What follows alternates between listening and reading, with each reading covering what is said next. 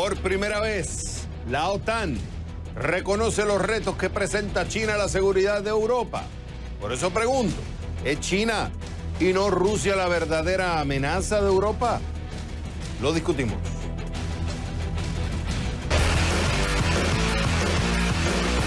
Vía tweet y sorprendiendo a muchos, Trump amenaza a Argentina y a Brasil diciendo que impondrá aranceles al acero y el hierro proveniente de esos países por devaluar sus monedas para beneficiar sus exportaciones. Por eso pregunto, ¿el enojo de Trump hacia Argentina y Brasil justificado? Lo analizamos.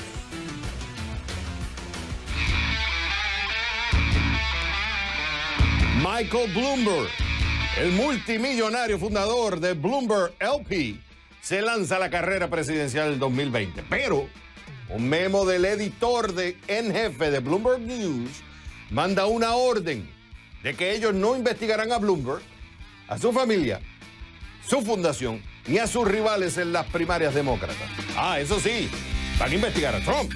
Por eso pregunto, que Bloomberg News diga que no investigará a su fundador, ¿buena decisión? Lo discutimos.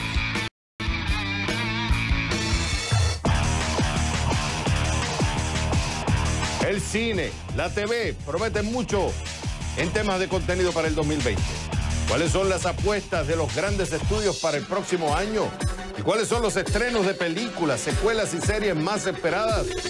Vamos a mostrar en nuestra división CNN Dinero. Clics. Y con esa fuerza, con esa determinación, con esa grandeza, desde el centro de producción de CNN en la Ciudad del Sol, Miami, comienza el único programa que vive la economía. Este es CNN Dinero, que arranca en 3, en 2, en 1, ¡venga! ¡Vámonos!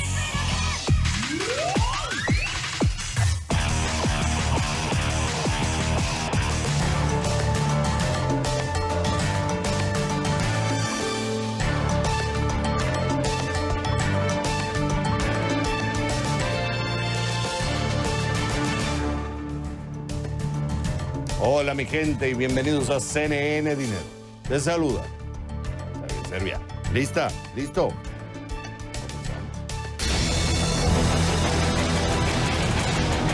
Por primera vez, la OTAN reconoce los retos que presenta China a la seguridad de Europa. Pregunto, ¿es China y no Rusia la verdadera amenaza de Europa? Lo discutimos. Para eso me voy con Manuel Supervielle, el coronel retirado del ejército de Estados Unidos y fundador de Veritas Assurance Partners, LLC, nos acompaña en nuestros estudios en Miami. Manuel, es un gusto tenerte en el programa. Interesante. Estaba viendo el transcript de la conferencia de prensa que hizo el secretario general de la OTAN, Jens Stoltenberg, y estaba el presidente Donald Trump. Muchas cosas se dijeron. Pero quiero sacar un pedazo importante que cuando por primera vez nombran el tema de la seguridad europea relacionado con China. Quiero que lo escuchemos. That's not the case, because actually NATO is active, NATO is agile, NATO is adapting, and we have just implemented the largest reinforcement of our collective defense since the end of the Cold War, with high readiness of our troops. For the first time in our history, we have combat-ready troops in the eastern part of the alliance. European allies and Canada are investing more, also in high-end capabilities, and we are stepping up the fight against terrorism, and we are, as an alliance, for the first time also addressing the security implications of the rise of China. El ascenso de China. Y cuando empiezas a ver el transcript, nombran a China como más de 20 veces y después hay otro párrafo interesante donde él, el secretario, dice, ustedes saben que históricamente NATO, o sea, NATO o la OTAN, que es la organización del Tratado del Atlántico Norte, dice, se ha enfocado a la Unión Soviética y a Rusia. Ahora tenemos que hablar sobre las implicaciones que tiene en nuestra seguridad el crecimiento de China. Esto es por primera vez. Pregunto, ¿es China realmente la amenaza para Europa y no Rusia? Bueno, mire, no es que sea uno y no el otro. Yo lo veo como un punto de tiempo, ¿no? En otras palabras, que al plazo corto, Rusia presenta una amenaza mucho más inmediata para Europa. Ya vemos lo que pasó en Ucrania y otros lugares. Pero a largo plazo, estoy hablando ya a 10, 20 o 50 años, yo creo que sin duda China representa una amenaza mucho más mayor, mucho más existencial para los países de Europa y los Estados Unidos y las Américas. ¿Qué es lo que ves de novedoso en este anuncio? Porque, como él mismo dice, la OTAN se ha concentrado, su atención ha sido, originalmente era la Unión Soviética, lógico, dentro del contexto de Guerra Fría, ahora es Rusia, pero todo el tiempo nos hemos enfocado ahí y nos hemos preparado a eso. Pero la realidad es que ahora tenemos a China, y China es una potencia mucho más fuerte que Rusia, no tan solo desde el punto de vista económico, también desde el punto de vista militar. ¿Qué es lo nuevo de este anuncio? Que ahora realmente estamos reconociendo que ese es un enemigo que hay que tomar en cuenta. Sí, como le digo, es una cuestión de tiempo. No es que no se puede ignorar a la amenaza de Rusia, pero que si no empezamos a en realidad prepararnos para una lucha de largo plazo, estoy hablando de décadas, de generaciones, con China y lo que China representa, entonces eso es un riesgo muy importante que se tiene que tomar serio. Y déjeme también comentar que no solamente es China, Rusia o la Unión Soviética. Yo estuve en Afganistán, estuve en Irak y le digo que muchos aliados de OTAN estaban ahí y siguen ahí, mano en mano con las fuerzas de Canadá, Estados Unidos, en la lucha contra ciertos grupos organizados de terrorismo. Manuel, ¿están poniendo la plata suficiente? Porque una de las críticas que Trump hace a los miembros de la OTAN es que mientras la OTAN tiene establecido una línea que tiene que ser 2% del Producto Interno Bruto, lo que se ponga en la OTAN para cuestiones de defensa, solamente el que está cumpliendo esas metas es Estados Unidos y Reino Unido. Los demás están por debajo, Francia, Alemania, y la lista sigue, Italia, España, Canadá. Si estamos viendo que la amenaza fuerte como China, se está viendo la amenaza, como dices tú, a corto plazo Rusia, ¿se está poniendo la plata suficiente para cumplir con eso, con esa meta de cumplir con la seguridad? Muy buena pregunta, y yo creo que la respuesta es que no se está poniendo suficiente plata para eso, porque al fin de la Guerra Fría contra la Unión Soviética hubo como un pensamiento de que ya la OTAN estaba como obsoleta, algo así, ya. Pero como hemos visto y como mencioné, en Afganistán, en Irak y en muchas otras partes del mundo, OTAN está participando. Pero esta amenaza de China es algo que no va a venir inmediatamente, pero de pronto nos vamos a despertar un día y vamos a ver que van a superar, vamos a decir, el potencial militar de la OTAN. Si no se empieza a planificar y contribuir lo necesario económicamente para que se pueda realizar esa defensa. Entonces, ante la pregunta, me quedan 3 segundos, ante la pregunta, para resumir, ¿es China y no Rusia la verdadera amenaza de Europa? Para ti, Manuel, la amenaza son los dos. Uno es a corto plazo, pero a largo plazo es China, ¿correcto? Absolutamente, sí. Él es Manuel Superbill, coronel retirado del Ejército de Estados Unidos y fundador de Veritas Assurance Partner. Fue un gusto haberte tenido en el programa. Cuando regresemos a CNN Dinero, este es vía tweet y sorprendiendo a muchos, el presidente de Estados Unidos amenaza a Argentina y a Brasil que va a imponer aranceles al acero y el hierro proveniente de estos países por devaluar sus monedas para beneficiar sus exportaciones. Pregunta. ¿El enojo de Trump hacia Argentina y Brasil está justificado? Lo vamos a analizar con Marcelo Elizondo, el director y fundador de Desarrollo de Negocios Internacionales desde Buenos Aires, Argentina. Al volver, claro, al The Number One.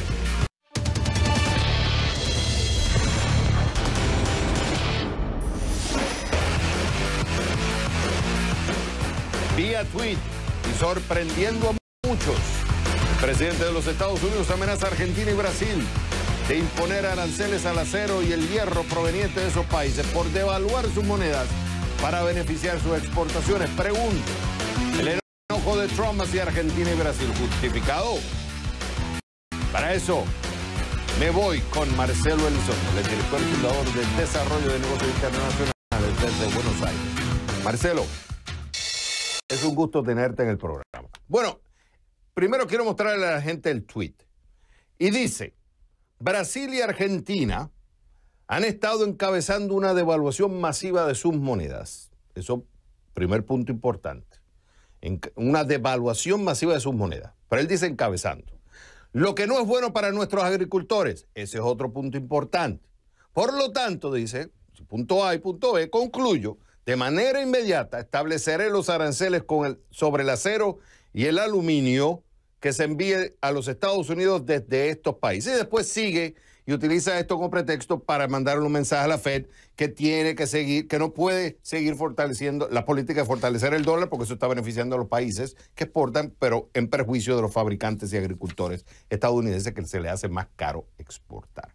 Ahora, es interesante porque cuando él dice devaluación, o sea, él está acusando al gobierno argentino y brasileño que los bancos centrales básicamente están inundando las economías con moneda local, comprando dólares para así apreciar el dólar, hacer que las monedas locales, sea el peso argentino o el real, se devalúen para entonces los exportadores, por ejemplo, para fabricantes, productores de la soja, puedan entonces exportar más barato a países como China, ejemplo, lo que es un perjuicio para los agricultores estadounidenses, dice Trump.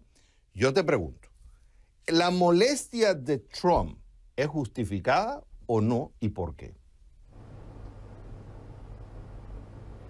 Bueno, es cierto que Brasil y Argentina han devaluado sus monedas, pero no es cierto que esa devaluación es deliberada, producida por una decisión política. En el caso argentino, el proceso devaluatorio lleva muchos meses, años, tiene que ver con una crisis doméstica y un problema de confianza, salida de capitales.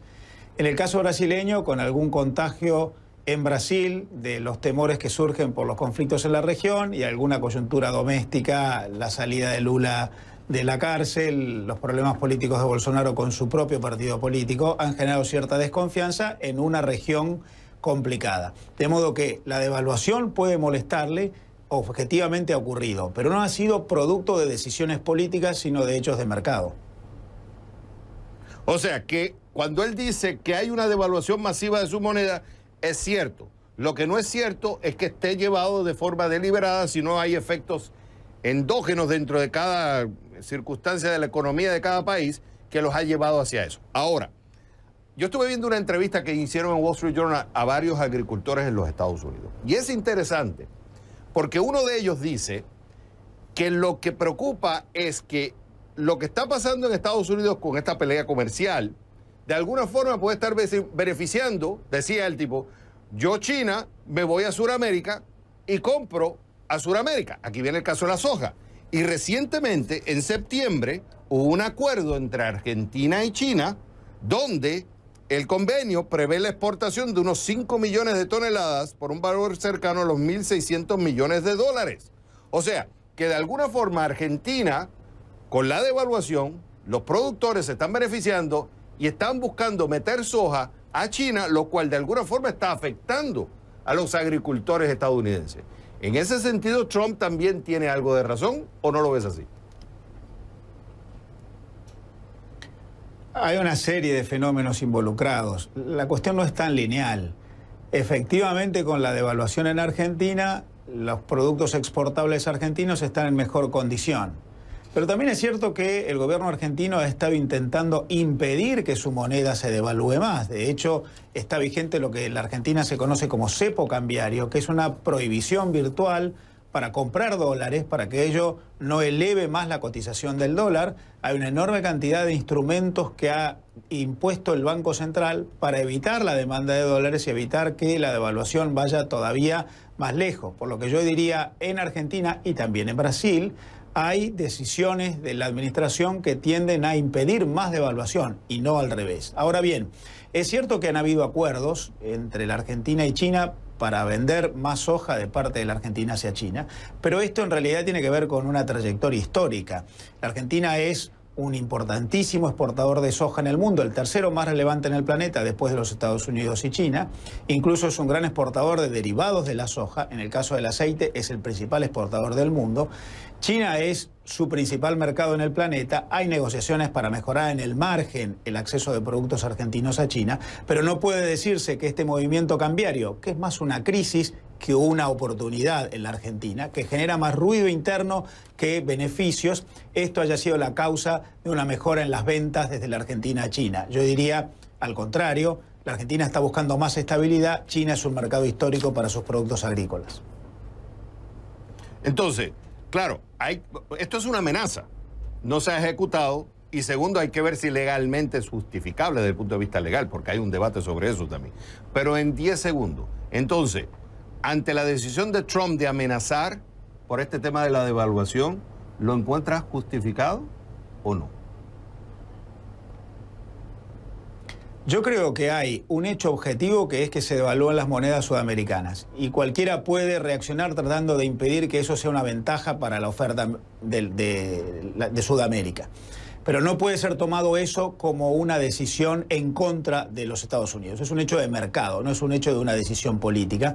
Por lo que si uno quiere tomar una decisión interna en los Estados Unidos para tratar de que esto actúe como ventaja, puede hacerlo, pero no como represalia por una decisión deliberada en contra de los Estados Unidos. Esto no es una guerra de monedas, por ejemplo, sino que es un hecho de mercado, por lo que hay un dato, es objetivo. Lo que creo que está mal interpretado es la razón por la que ese fenómeno ocurre. Hay que ver entonces qué factores internos en Estados Unidos están presionando a Trump. Aquí vienen los agricultores y aquí viene un tema electoral. Pero eso va a ser otro análisis. Él es Marcelo Elizondo, director y fundador de Desarrollo de Negocios Internacionales desde Buenos Aires. Marcelo, me encantó haberte tenido en el programa. Cuando regresemos a CNN Dinero, Michael Bloomberg, Mr. Mike, el multimillonario fundador de Bloomberg LP, se lanza a la carrera presidencial 2020. Pero hay un memo del editor en jefe de Bloomberg News que manda una orden de que ellos no van a investigar a Bloomberg, no van a investigar a su familia, ni su fundación, ni a sus rivales en las primarias demócratas. Ah, eso sí, van a investigar a Trump. Por eso pregunto, que Bloomberg News diga que no investigará a su fundador, ¿buena decisión? Lo vamos a discutir con Fernando Laguarda, el director del programa de leyes y gobierno de la American University desde Washington, al volver a The Number One, CNN Dinero. Michael Bloomberg, el multimillonario fundador de Bloomberg LP, se lanza a la carrera presidencial 2020. Pero un memo del editor en jefe de Bloomberg News manda una orden de que ellos no investigarán ni a Bloomberg, ni a su familia, ni a su fundación, ni a sus rivales en la primaria demócrata. A eso sí, seguirán investigando a Trump. Pregunta, que Bloomberg News diga que no investigará a su fundador, ¿buena decisión? Lo vamos a discutir con Fernando Laguardia, el director del programa de leyes y gobierno de la American University desde Washington. Fernando, es un gusto tenerte en el programa. Ok, aquí tengo el memo. Es un memo que ha generado mucha controversia. Nosotros en CNN lo logramos conseguir.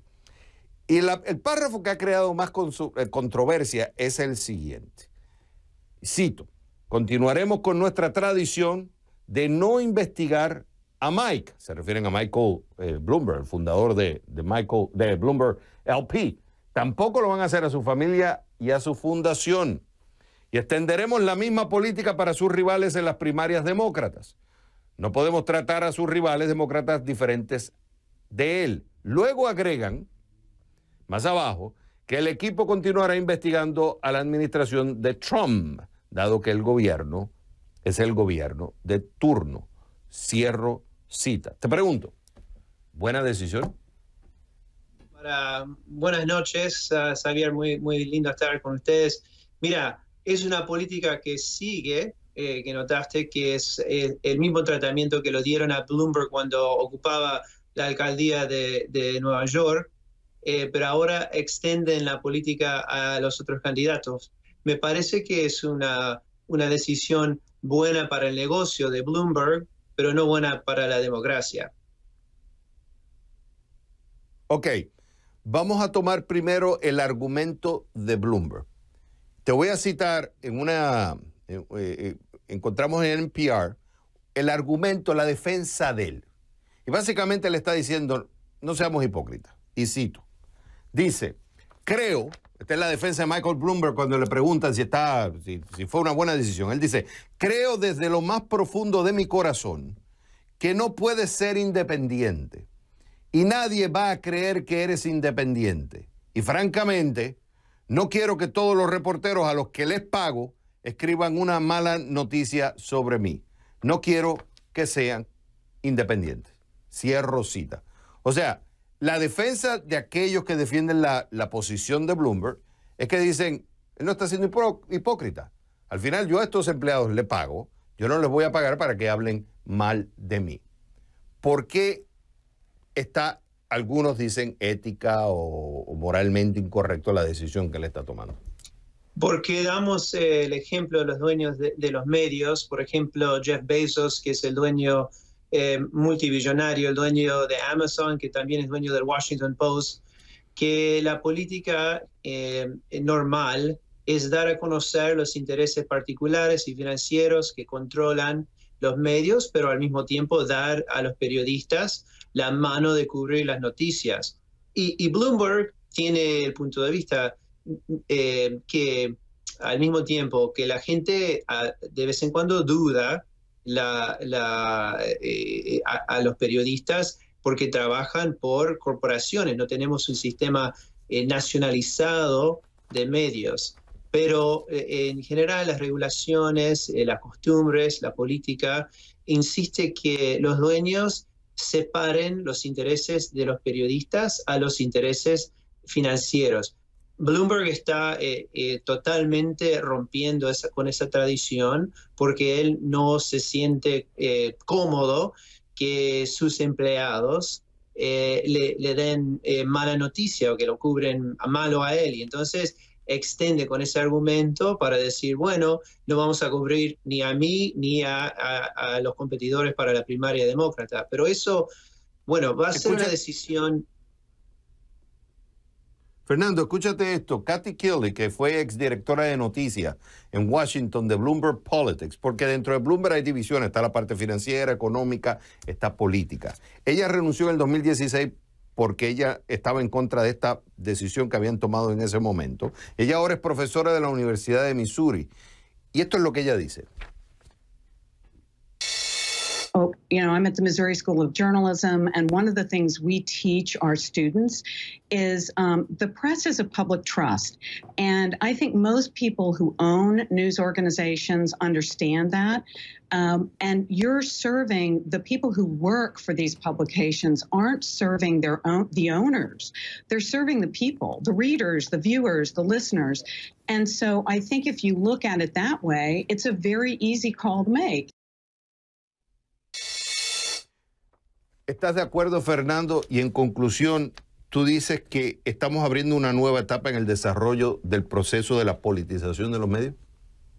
Sí, me parece que estamos viendo ahora que al mismo tiempo que tenemos a las redes, por ejemplo, de Fox, que cubren las noticias con interés particulares, que son muy pro Partido Republicano, ahora con un candidato que es dueño de una red muy importante, estamos viendo una etapa nueva del desarrollo de los medios que va a ser muy difícil a controlar porque va a ser bueno para el negocio, porque van a tener la oportunidad de dar más opiniones y combinarla con las noticias, pero va a ser muy difícil regular. La política administrativa, las leyes no están preparadas para acomodar esta nueva realidad. Bueno, que se politicen los medios no es nada nuevo, porque cuando uno estudia la historia política de este país, la historia de los medios, incluso en la revolución y después de la revolución, los mismos políticos tenían los medios de comunicación y pagaban. Benjamin Franklin tenía el famoso Pennsylvania Gazette y publicaba sus cosas que le convenía. Y hoy es un líder de la patria. Así que este es Fernando Laguarda, director del programa de leyes y gobierno de la American University desde Washington. Me encantó haberte tenido en el programa. Cuando regresemos a CNN Dinero, la Asamblea Nacional de Venezuela ordenó investigar denuncias de presuntas irregularidades, en la que estarían involucrados al menos 9 diputados opositores para supuestamente favorecer a empresarios vinculados empresarios colombianos vinculados con el gobierno de Nicolás Maduro. Tenemos un reporte especial importante al volver a The Number One, CNN, Dinero.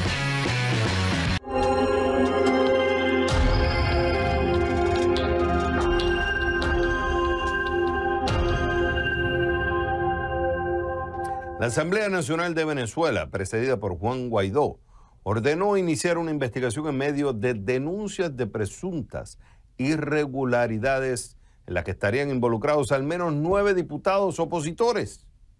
El objetivo es esclarecer si hubo o no una actuación ilegal por parte de los parlamentarios, en su mayoría miembros de la Comisión de Contraloría, para favorecer a empresarios colombianos vinculados con el gobierno del cuestionado presidente Nicolás Maduro. ¿Qué se sabe de todo esto? Omar Hernández investiga más. El Parlamento venezolano ordenó investigar a su propia Comisión de Contraloría. Decretamos de una vez la intervención y reestructuración inmediata de la Comisión de Contraloría del Parlamento Nacional. El presidente de la Asamblea Nacional, reconocido como presidente interino por más de 50 países, tomó esta decisión poco después de que el portal independiente de investigación venezolano Armando Info difundiera un reportaje especial en el que afirmaba que 9 parlamentarios, todos de oposición, habían enviado cartas de buena conducta a la Fiscalía General de Colombia y al Departamento del Tesoro de Estados Unidos a favor de empresarios colombianos relacionados con los comités locales de abastecimiento y producción CLAP, un programa creado por el gobierno del cuestionado presidente Nicolás Maduro, que desde abril de 2016 vende bolsas de comida a precios subsidiados. El trabajo periodístico se fundamenta en documentos y comunicaciones formales a las que Armando.info tuvo acceso sin develar la fuente. Para muchos, el CLAP es el programa bandera de Maduro. Desde 2018 es objeto de una pesquisa bajo acusaciones de corrupción. No queda claro que habrían recibido los diputados a cambio, pero el propio Guaidó dijo que pudo haber dinero de por medio.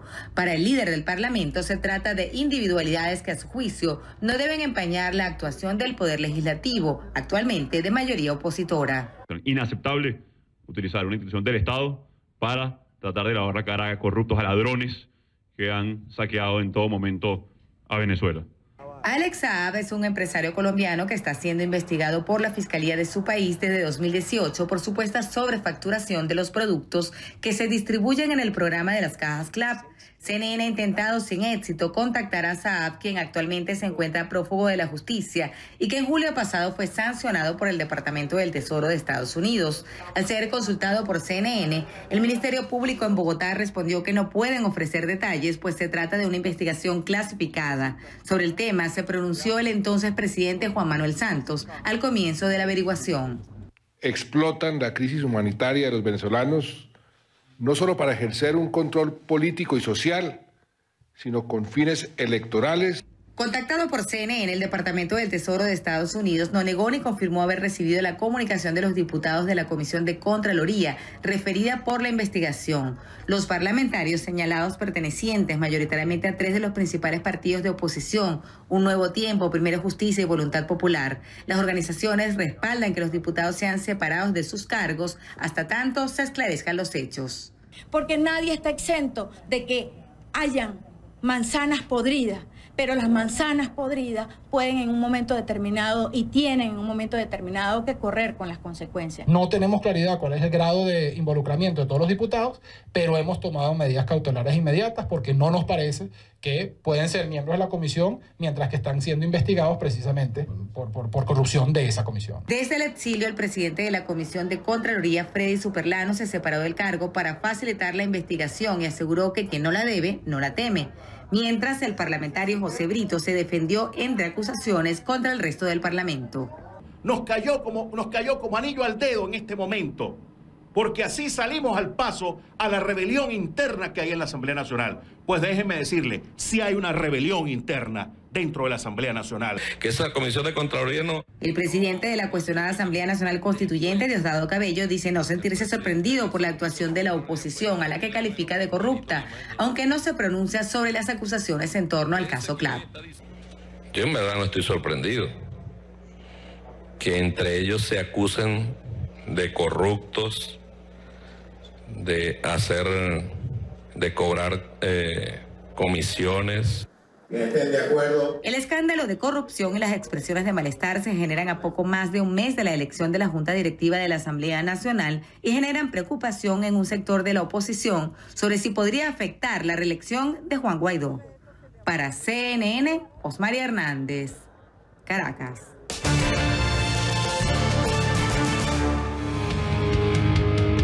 Estas son otras breves económicas de CNN Dinero. Larry Page y Sergey Brin se separan de sus cargos ejecutivos en Alphabet, la empresa madre de Google. Este martes se hizo el anuncio. Page dejará el puesto de presidente ejecutivo y Brin el de presidente. Sin embargo, continuarán como parte de la junta directiva de la empresa y mantendrán su derecho a voto. Sundar Pichai, el presidente ejecutivo de Google, ahora sumará Alphabet a sus responsabilidades. Esta reestructuración se hace justo cuando Google estará bajo el escrutinio de reguladores por su tamaño y prácticas de privacidad. El Dow Jones cerró por tercer día en rojo. La caída de este martes se produjo luego de que el presidente Donald Trump sugirió que el acuerdo comercial con China no se concretaría sino hasta después de las elecciones presidenciales de Estados Unidos en 2020. Pero hay otros anuncios que están causando desasosiego entre los inversores. Por ejemplo, la propuesta de aranceles a bienes de Francia como el queso o el champán, o la amenaza de aplicar aranceles a las importaciones de aluminio y acero provenientes de Argentina y Brasil. Huawei sigue enfrentando problemas, pero esta vez es dentro de China. La empresa de telecomunicaciones vive una pesadilla de relaciones públicas en las redes sociales de su país. Esto después de conocerse detalles del caso de un ex empleado que fue arrestado y encarcelado durante 251 días tras haber sido acusado de chantaje a la compañía, cosa que nunca se pudo comprobar. Se publicó un documento según el cual supuestamente el gobierno compensó al hombre con $15,000 por haber sido detenido injustamente. Según JP Morgan, Apple lanzará iPhone 5G en 2020. De acuerdo con las estimaciones, serían presentados en el mercado en el segundo semestre del año próximo. En su modelo más grande, se utilizaría la tecnología de sensor de movimiento que permite mejor calidad en fotos y videos cuando el objeto no está quieto.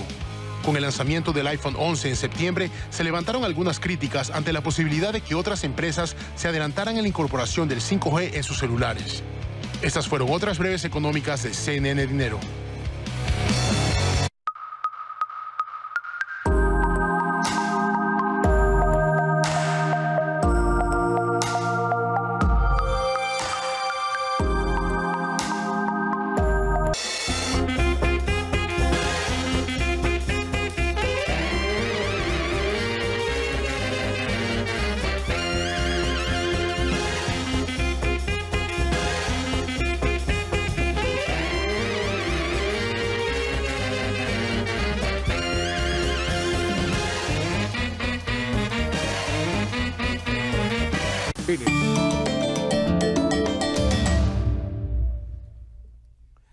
¿Quién gana hoy? Los minoristas en los Estados Unidos. ¿Por qué? La temporada de festividades empezó con muchas compras. ¿Qué pasó? Entre el Día de Acción de Gracias, Thanksgiving, como se conoce en inglés, y el lunes cibernético, o Cyber Monday, casi 190 millones de consumidores hicieron compras. Esto según la Federación Nacional de Minoristas. Eso es un 14% más que en el mismo periodo del año anterior. También gastaron un 16% más, con un promedio de compra de $361.90 por compra. La mitad de los consumidores compró en los grandes almacenes y el 49% compró productos en línea, dijo el National Retail Federation, como se conoce en inglés. Ropa, juguetes, electrónicos se encontraban entre los productos más populares. El año pasado las ventas navideñas, excluyendo los concesionarios de automóviles, estaciones de gasolina y restaurantes, totalizaron $701.000 millones.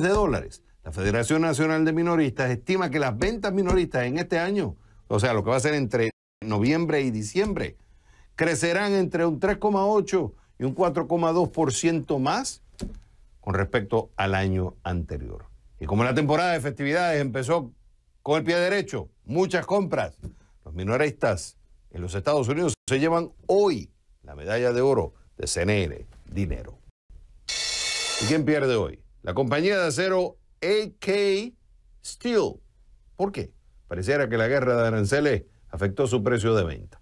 Ustedes recuerdan a principios del 2018 cuando el presidente Trump anunció por primera vez que aplicaría aranceles al acero. Bueno, primero eso impulsó brevemente los precios y la producción del acero estadounidense, pero el aumento de la producción, lógico, en la competencia, y la disminución de la demanda presionaron los precios a la baja. Como resultado de las ganancias de la industria del acero y los precios de las acciones de las compañías asociadas cayeron con esa disminución en los precios del acero. Aquí entra AK Steel. La compañía informó recientemente una caída de, escucha bien, el 96% de sus ingresos en el tercer trimestre. Ahora AK Steel acordó ser comprada por la compañía minera Cleveland-Cliffs en un acuerdo de acciones de aproximadamente $1.000 millones. Eso es menos de la mitad del valor de las acciones de AK Steel desde el 2018. Ahora, esta venta podría ofrecer una nueva esperanza para la compañía de acero. El presidente ejecutivo de la minera Cleveland prometió ayudar a AK Steel a refinanciar su deuda de mayor costo y reducir sus gastos operativos. Pero eso queda por verse, porque parece que la guerra de aranceles afectó su precio de venta. AK Steel se lleva hoy la medalla de cartón de CNN Dinero.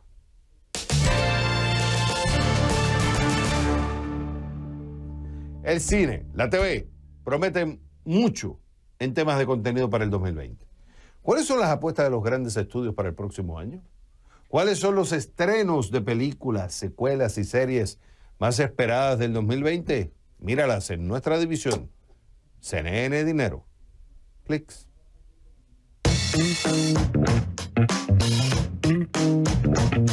The end is inevitable, Maverick. Your kind is headed for extinction. Maybe so, sir. But not today. Excuse me. Hey, it's Kunta Kinte!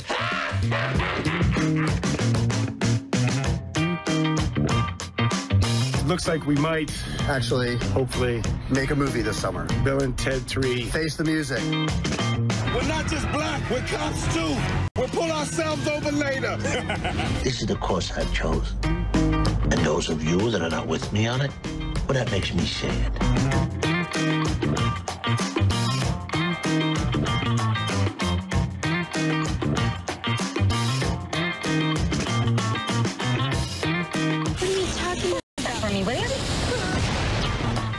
I wouldn't stress about it.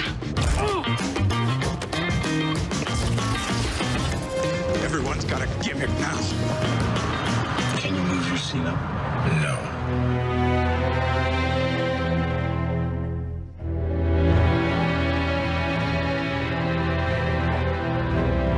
It's a wizard staff. Dad was a wizard. What? Your dad was an accountant.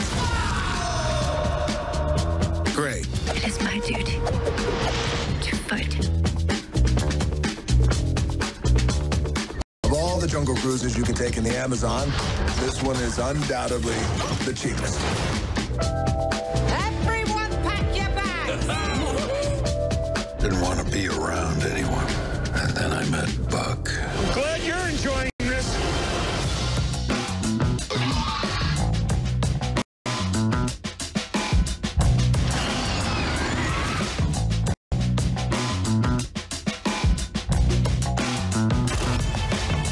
His prints are all over the crime scene. The TV footage puts him 60 miles away.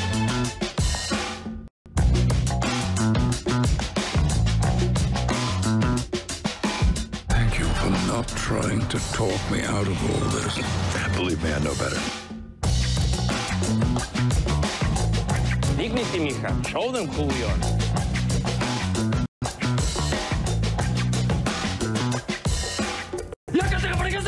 Larry David! Larry David! Hey, man, you gotta get up. What up? These violent delights have violent ends.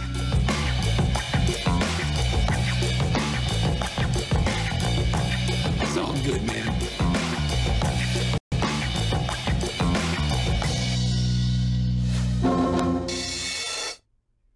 Y esta noche queremos invitarte a que veas una entrevista que Carmen Aristegui le hizo al escritor Premio Nobel de Literatura Mario Vargas Llosa.